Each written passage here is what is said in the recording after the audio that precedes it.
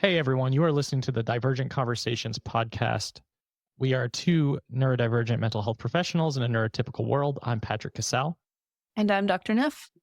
And during these episodes, we do talk about sensitive subjects, mental health, and there are some conversations that can certainly feel a bit overwhelming. So we do just want to use that disclosure and disclaimer before jumping in. And thanks for listening.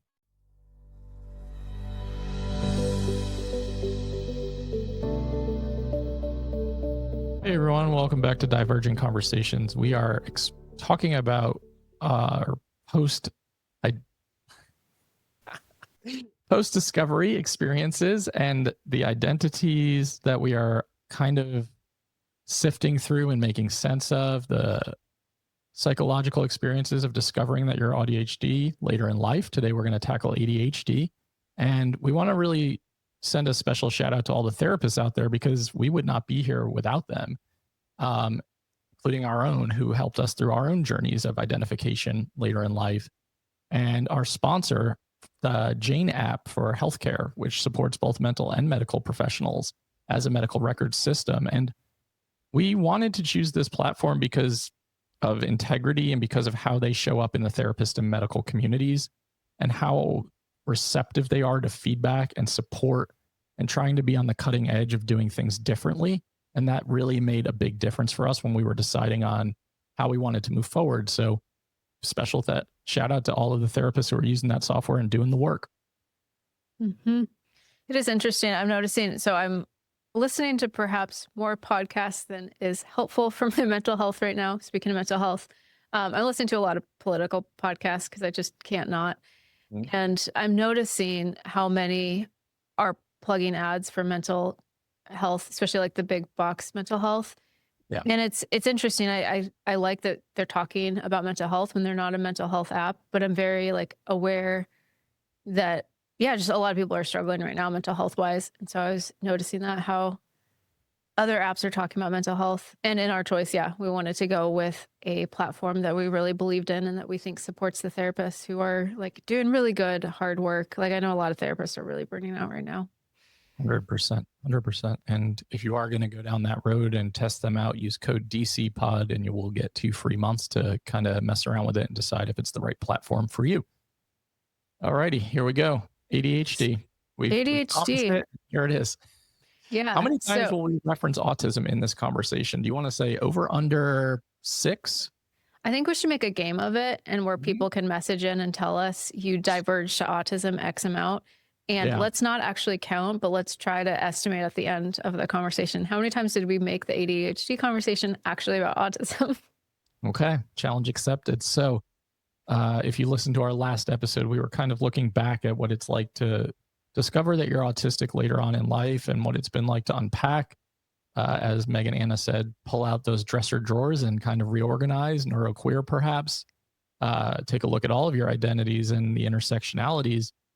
We're going to talk about ADHD, which I think is a fascinating one for us because we are both AuDHDers. Yet, as we've discussed, sometimes we default to autism on this podcast. I'd say 93% of the time. And that's a conservative number, but I was diagnosed ADHD before I was diagnosed autistic. And you were in reverse? Yeah, I was in reverse. Okay. But I think yours is more common. It's more common for the ADHD to be caught first. Yeah.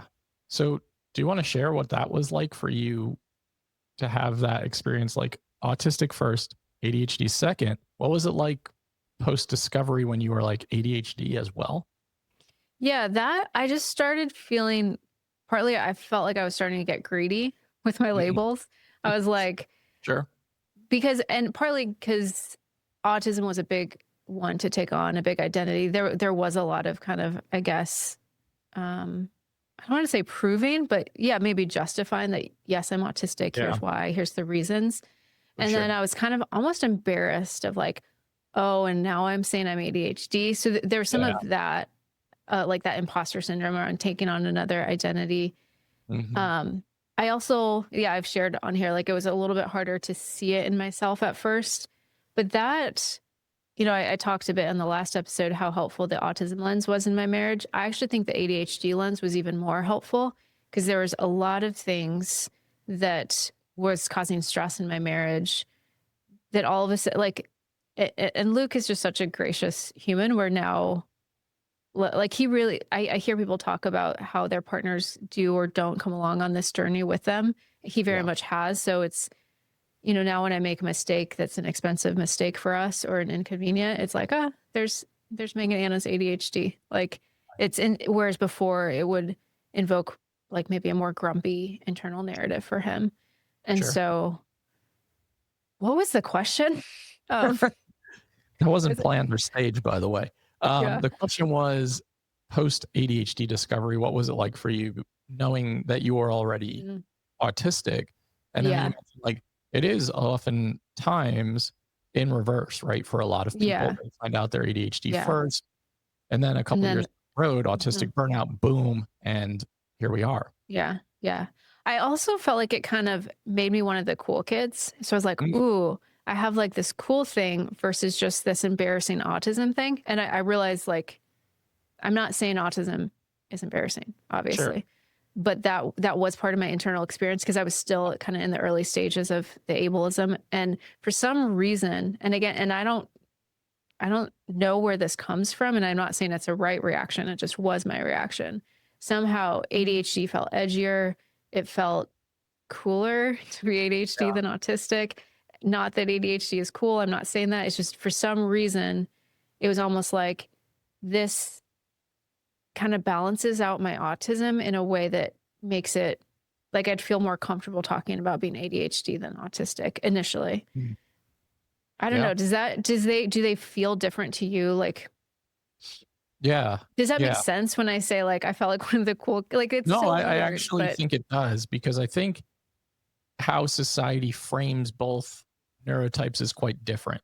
mhm, And I'm not talking about like the advocacy spaces and the neurodivergent community as society. I mean, like as a whole.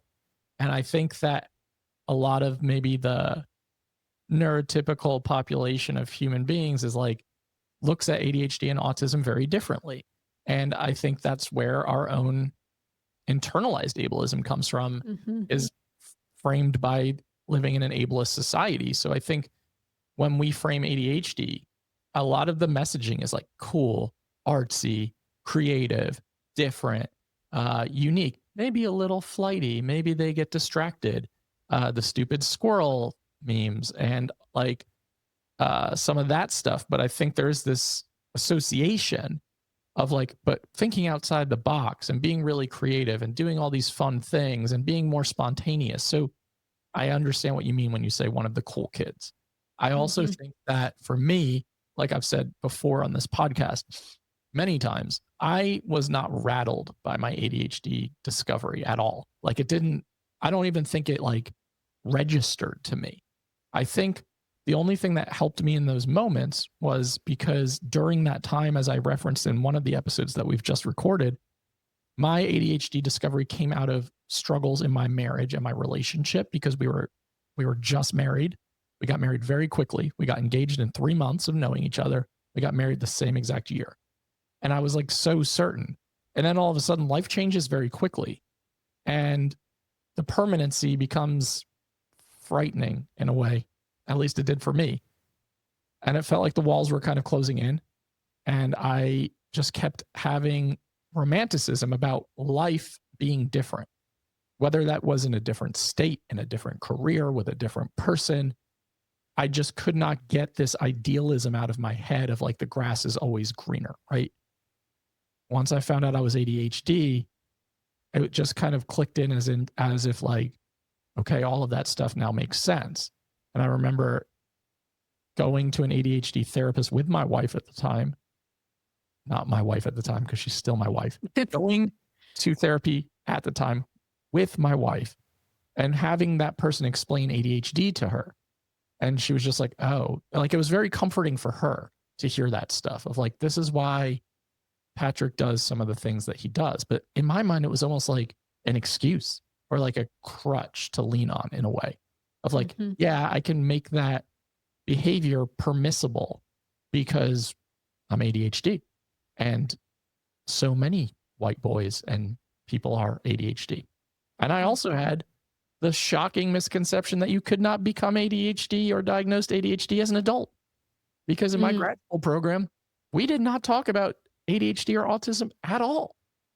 Yeah, adult ADHD and autism is so rarely covered Yeah. in graduate programs. Yeah, absolutely. I Yeah. think the only time I I heard the terms was like, you might see some autistic children or ADHD children in yeah. your practice, and that was it. It was like, Yeah. yeah, anyway, sorry. Which is wild when we look at the numbers of how many undiagnosed ADHD and autistic people are in mental health treatment. Like Right. it should be core to all training programs because Yes. like the one study, we can't globalize it. 1 in 5 people seeking psychiatric care in this one study in Sweden were autistic. Most did not know it. So it's like that should be part of all clinical training. Anyways, that's a 100%. different conversation that we should perhaps have at some point.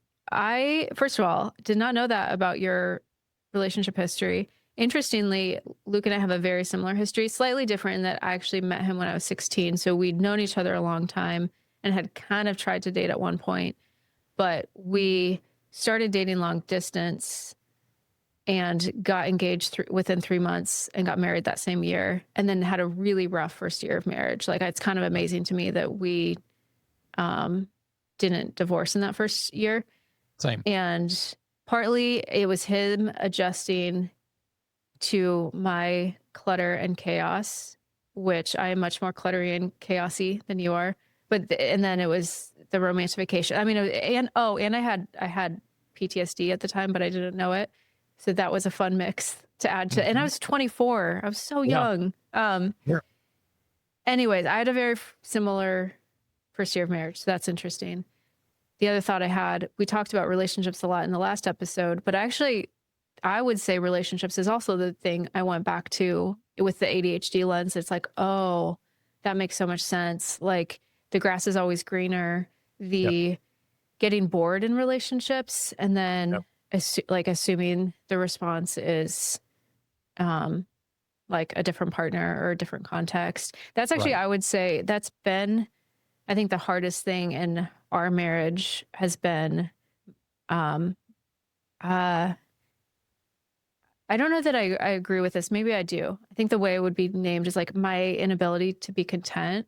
And my spouse is someone for whom like pleasing the people around him is really, really important. And so you put that with someone who just is kind of existentially restless and the grass is always greener. And that's a really hard dynamic.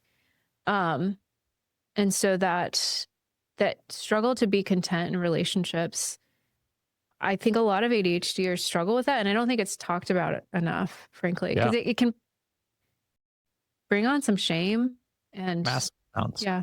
Massive amounts. And I can relate so much. And God, if Ariel or Luke listen to this, we love y'all. But I know that for so long, like I look back at relationships through the ADHD lens too. And I look at what you're saying, grass is greener.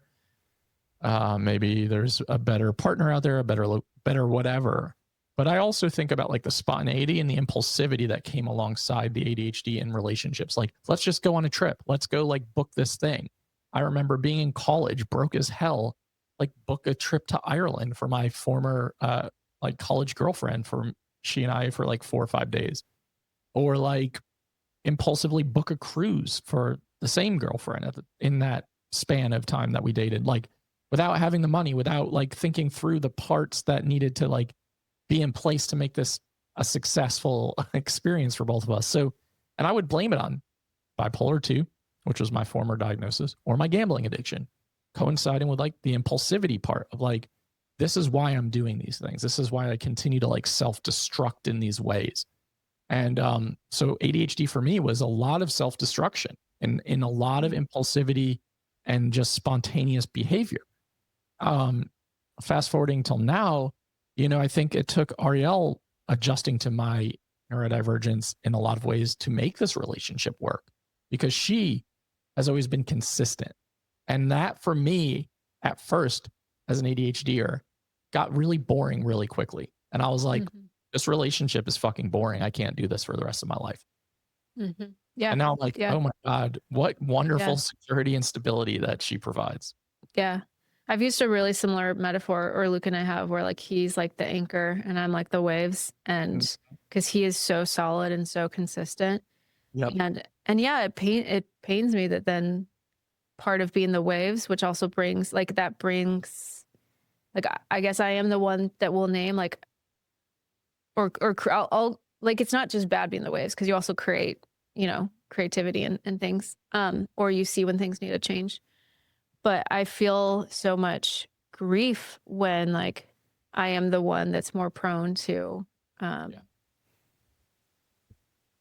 Yeah. yeah to like idealize or romanticize or fantasize about or to be discontent while also like to this is the mind fuck is to be discontent with the fact he's the anchor while also absolutely needing him to be the anchor. Oh, that is spot on. And that's painful too. Mm-hmm. It Mm-hmm. is that it's that exact sentiment of like the discontentment that that person is stable and consistent and safe and untethered, or Yeah. very tethered is what I should say, not Yeah. untethered. While Yeah. you simultaneously are like maybe chaotic in these experiences and Mm-hmm. cause some disruptions Mm-hmm. and then get Yeah. frustrated that they remain Yeah. consistent and stable. Yeah. Mm, And this, yeah. Yeah, it's not a fair position for the anchor to be in. no, no, Yeah. no. But I can really, really relate to that. And I Mm-hmm. think a lot of people listening will Mm-hmm. relate to that. Mhm. And I think that's, Esther Perel does such a good job talking about this of how in modern marriage we expect our spouses to be the village, which isn't just not how it used to work. So it's Right. like if you are married to an anchor, it's where do you get your aliveness Yep. like beyond that, and that we we need to move beyond looking to get everything from one person because that's like no marriage can hold that. No. And that'll look different. Like for you, I think you get it through travel Yeah. and through having different experiences. I think there's a reason that polyamorous setups is way more common in neurodivergent partnerships. Um, that's so I'm gonna ask for permission to potentially edit this out because I would like to ask and make sure my spouse is comfortable with me talking about this. Um, but that's actually been one of the things that we've navigated. So we got married coming straight out of evangelicalism. And then when we left Christianity and I started like thinking more constructively about like what is this whole marriage thing, and like I was like, why is monogamy assumed? Like this setup actually makes very little sense to me. For sure. Um, and so one of the conversations we've had throughout the years, and one that I feel guilt on, which goes back to ADHD, is where I would say I'm more like naturally polyamorous in the sense that and I think it's part of the like ADHD, you're deeply present wherever you are. So I feel like I can experience different attachments without them feeling like they take away from other attachments, if that makes sense. Because wherever I am, I'm like, that's where I am. Yep. And, but that, but my spouse is very monogamous and not for like, we've spent a lot of time talking about it, not for religious reasons, just that's what works for his attachment structure. Sure. And so I think that's also an interesting lens, just in the sense that I think a lot of ADHDers, polyamory probably does work well when you're doing it, with a lot of intention, which I think most polyamorous um, relationships are doing it with a lot of communication and thoughtfulness, or just navigating like being in partnerships where you want different structures to your commitment or your marriage. And maybe that gets revisited as part of the post-diagnosis is, can we revisit the structure of this container that we, at whatever age, for us, we were 24 and 26 when we agreed to this Yeah. relationship structure. 100. Yeah, absolutely. I mean, absolutely. Trying to think, this August 29th will be 11 years for Ariel and I'm about to turn 39. So I was 28. I didn't know, 3 dating getting engaged in 3 months would probably be a very ADHD thing. Mm-hmm. Getting married that same year. We never even had big conversations in that year. What do we want out of life? I don't even know if I knew the answer to that. Like, and then throughout our marriage, we've had some small rupture where like I've been like, I want to move to Europe early on in our marriage, not now. Like present day, I still want to move to Europe, different circumstances. But then I was just like, I want to do it this year. Like I want to just go. And why can't we do this together? And she's like, because I have a full-time job and I value my career and I don't want to move to Europe. These are things we probably should have talked about before we got married. And for me, it was just like, what do you mean you don't want to like just uproot your entire life and move to a different country where you don't know any single human? Like that sounds amazing, doesn't it? So, I think it's work the relationship itself has sustained in ways where like understanding each other's needs super vital in any relationship. But cross neurotype partnerships, especially like understanding the dynamics and the communication styles and the processing styles, like everything is so, so crucial. And I could not be more grateful to have the partner that I have who like sees 10 steps ahead at all times and how to like best support me and accommodate me. Mm-hmm. Yeah. Yeah. And I think ADHD relationship accommodations, I actually think can be harder emotionally than autistic relationship accommodations. Like what I mean by that is I think it's harder to access compassion. It's like, oh, you left the keys in the car and the car got stolen. Right. Like how the hell did you like forget that? And it's I think there's more, it's not fully formed in my head, but I think there's more like character based. Like if you loved me or if you cared, you would have remembered, or you have a wandering eye, or you're not like, you always want us to move. You're not content. Like, I just think it's harder on partly it's harder on the partner. Whereas I think some of the autistic accommodations, they bring a more like vulnerable, soft, like, okay, I can see you're overstimulated, or I see you need routine versus, is what I'm saying makes 100% sense. So like associating a lot of ADHD struggles and traits with almost character flaws or like deficits, right? Like, and the age old, you're just too lazy or you're too forgetful, or if this was important, you would have remembered. Like that feels very shame inducing too. Yeah. And the domestic stuff too, of like how domestic stuff is divided, absolutely, off and perhaps unequally, that like that can be bring up more emotionality around accommodations there. Yeah. Yep. So like you work from home all day and you can spend all of this time being creative when you're excited about something, but you haven't unloaded the dishwasher in 3 weeks. You haven't put the laundry away. Well, how do you just keep stepping over piles of whatever? Like, I think that could be so shame inducing and could really create that conflict domestically if you do not have partners who understand executive functioning, who don't understand struggles with time perception, who don't understand like struggles with attention and distractibility. Like, but that takes a lot of fucking work. And cross neurotype partnerships are hard, and they're hard for a reason. I mean, cross neurotype friendships are hard. And it is so complex. Yeah. But absolutely. Okay, so looking back through the lens of partnership, friendship, etc., what else comes to mind for post discovery for your ADHD? I mean, I think a lot of it was that like I can't adult, which again was really confusing because of that like spiky profile experience of there's some ways I felt really competent, but other ways I felt really, really incompetent. Yeah. But of course, had those character-based labels for it. So I think that was huge, realizing like there is a legitimate reason why things that I've been telling myself should be easy are really, really hard for me. Yeah. So that was a big one. You were in academia at the time when this happened? No, I was in private practice at the time. So I think I'd graduated by the time the ADHD bit became aware. Yeah, I was kind of early neurodivergent insights days. Gotcha. Um, so yeah, yeah. Also just mistakes. Like when I look back and there's been some like mistakes I've made that have kind of had big impact where it's just me missing a detail. I Yeah. think those I had a whole new lens on.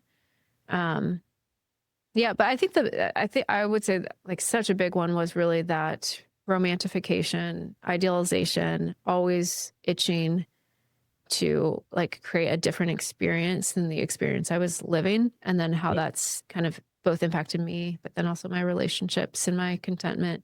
I think that's been a really, really big one. Yeah. I can relate. And that still is a big one for me. I mean, it Mhm. still hasn't gone away despite learning more about myself. Like I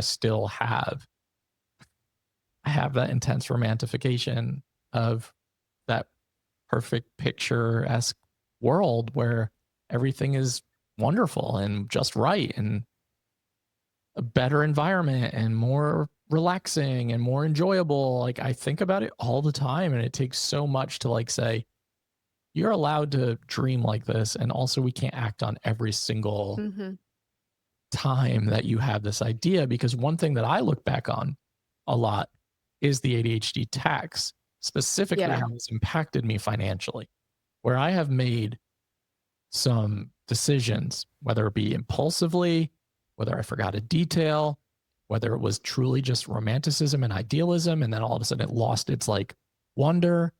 And I have spent so much money and have experienced so Mhm. much shame around having to cancel, bail on things, not even say anything because I felt so bad that I couldn't do the thing that I signed up for.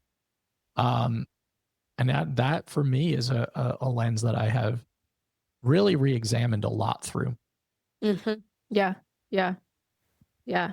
That that one has been big for me too, as well. I would also say, kind of in a similar bucket, my relationship to alcohol historically. And basically, it's interesting. Before I knew about ADHD, I always joke like I have a broken dopamine system, like, or a broken dopamine faucet. Like if you turn the dopamine faucet on, like it's not going off. Like it's Right. just really hard to put it off. And I'd been saying that for years. Um, and I'd had a lot of shame around how come like I have all of these values that I feel very strongly on, but how come as soon as you put me in something that gives me dopamine, like it feels like I can become very value inconsistent very quickly. Yeah. And so when I think back to my relationship, I would say my ability to regulate things that give me pleasure. That's always been hard for me. And I've always had so much shame on it For sure. because of my values. And I would say that more than autism, that feels like an ADHD thing when I look back at Yeah. my life and when I look at my context, I'm like, yeah, that makes sense. So that's been a huge one. That is huge. And I can relate again. And I think that the ability to navigate like how to regulate your dopamine intake, yeah, especially if you're getting those like quick bursts of it and it feels good in whatever way. And I look at my gambling through an ADHD lens all the time because I'm like, how much of this, and I'll never know, chicken or egg situation in this regard. There's just not enough research on addiction. But what I mean is addiction and ADHD, addiction and autism, Hmm. not just addiction. Um, I'll never know. Was my Hmm. gambling undiagnosed ADHD and compounded life trauma, whatever else is happening? Was it addiction plus ADHD? Did ADHD drive the addiction? Did addiction like exacerbate the ADHD traits? I don't know. All I know is Hmm. that ADHD and gambling addiction are not a good mix. And all I Hmm. know is that the amount of dopamine that exists in gambling, in short bursts of risk taking, it is a dangerous fucking combination. And that for me is something I replay a lot of like a lot of those experiences and decisions that I made in that window and iteration of my life. Hmm. Yeah. Yeah. It's interesting, Patrick. The energy of this conversation feels so different than the autism episode, which you and I literally just recorded. And Mhm. I know I'm sitting with like what feels like a like kind of a blanket of shame. And we've also been talking about like why don't we talk about ADHD much? Mm-hmm. And I'm just, yeah, I have so much more shame around. Yeah. I can feel it. Yeah, I can sense it from you for sure. I do have a lot of shame around ADHD related decisions and experiences and choices that I have made in my entire life, not just in the last, however many years. And then you add in the RSD factor and wow, fucking whirlwind. But I don't know. It's almost as if we gravitate. Okay, hopefully this makes sense.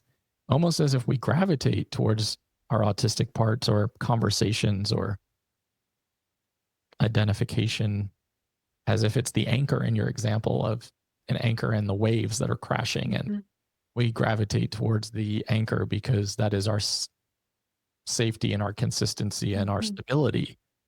And sorry, go ahead. Well, I was just going to say, to add to that, and I don't mean this in a like autism is core self and ADHD isn't, but I think the autistic experience, it's really common where like our values are our identity, right? That's an idea that's out there.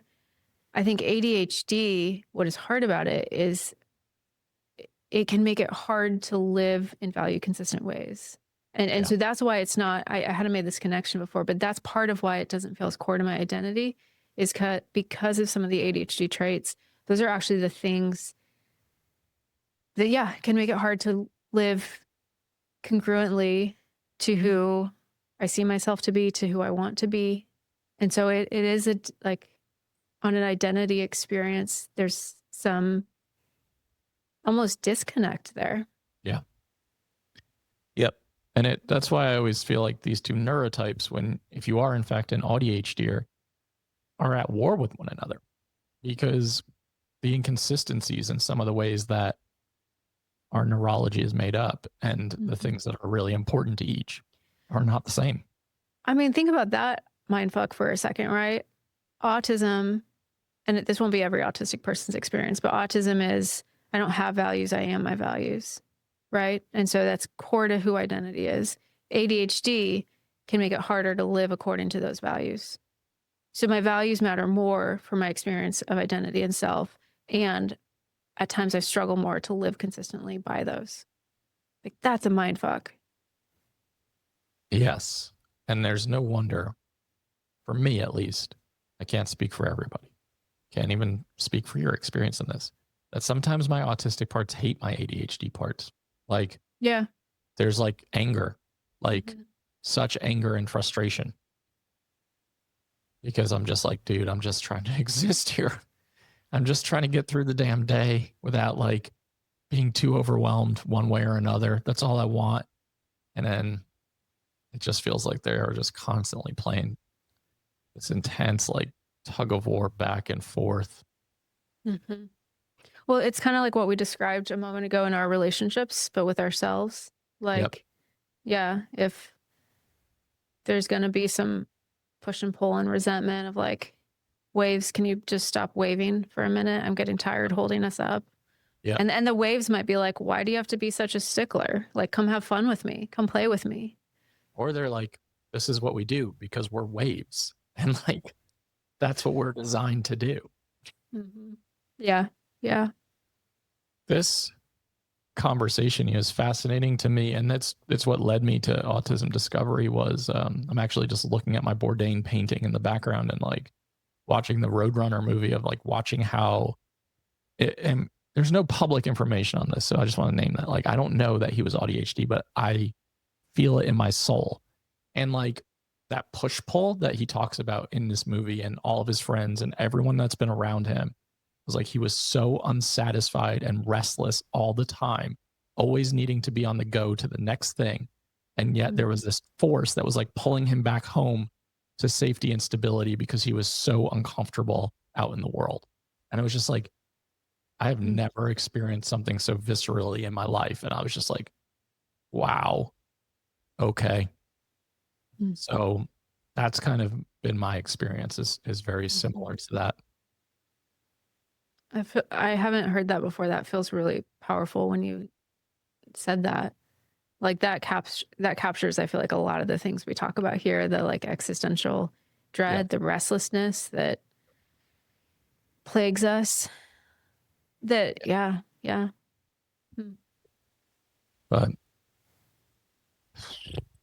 yeah, this conversation feels different. It's interesting to notate and pay attention to.